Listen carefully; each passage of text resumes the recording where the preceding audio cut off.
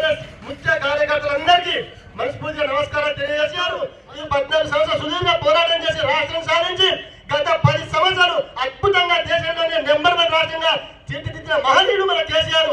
ఈ రోజు మన కేసీఆర్ గారు వరంగల్లో రజతోత్సవ సభ కార్యాలయానికి విచ్చేస్తారు కాబట్టి ఆ కార్యక్రమం అందరం పోతున్నాం కాబట్టి ప్రతి ఒక్కరూ చాలా చాలా సంతోషంగా చాలా ఆప్యాయంగా సిన్సియర్ గా ఊరు బయట మనం ర్యాలీ పోతాము, ఊరు బయట బండ్లు ఎక్కుతాము, ప్రతి ఒక్కరికి మేము అందుబాటులో ఉంటాము. మనకి అన్ని